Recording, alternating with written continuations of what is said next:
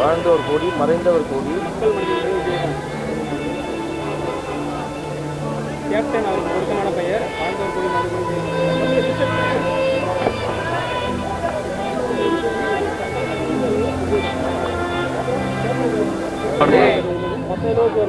இனிமேல் அந்த மாதிரி ஒரு நடிகரை நம்ம பார்க்கவே முடியாது, ஒரு ஹீரோவை நம்ம பார்க்கவே முடியாது.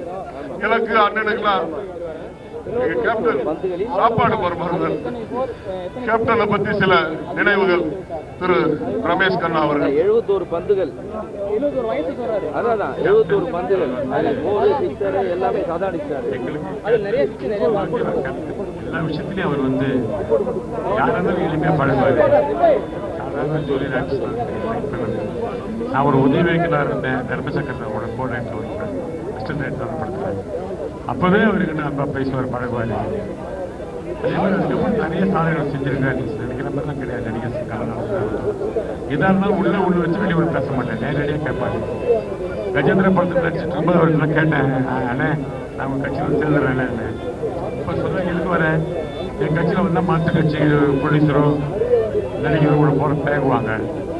நீ இரு, உங்களுக்கு என்ன பிரச்சனை வந்து பாருடுவேன்.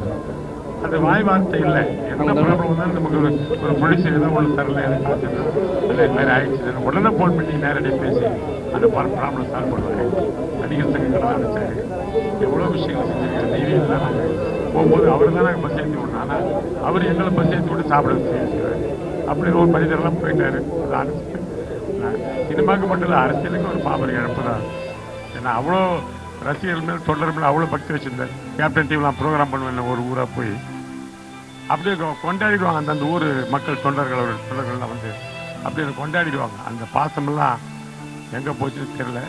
அதே மாதிரி அந்த அம்மாவும் சரி, மேடம் சரி, சுதி எல்லாருமே சரி. நான் ரோட்டில் சும்மா எள்ளி சாப்பிட்டுட்டு இருப்பேன். காரை நிறுத்தி கண்ணாடியாருக்கு என்ன பிரச்சனை அப்படிங்கிறதுல நான் ஒன்றும் இல்லை, எள்ளி நான் சாப்பிட்றேன்னுவேன். அந்த மாதிரி எங்கே இருந்தாலும் மற்றவங்களாம் கண்டுக்காமல் போவாங்க. கண்டுக்காமல் எல்லாரையும் நம்ம ஜனங்க, நம்ம பிள்ளைகள் அப்படி நினைக்கிற ஒரு மனிதன், மாமனிதன். உங்களுக்கே தெரியும், உதவி வைக்கிறவர்கள் அந்த காலத்திலேயே சாப்பாடு போட்டு யார் வேணாலும் சாப்பிடலாம் வீட்டில். அப்படி ஒரு அதான் எம்ஜிஆருக்கு அப்புறம் கருத்து எம்ஜிஆர் அவர் பேர் வச்சார். அவர் இறந்தது வந்து எல்லாருக்கும் ஒரு மாபெரும் இழப்பு. நான் வரேன். செய்திகளை உடனுக்குடன் தெரிந்து கொள்ள உடனே சப்ஸ்கிரைப் பண்ணுங்க.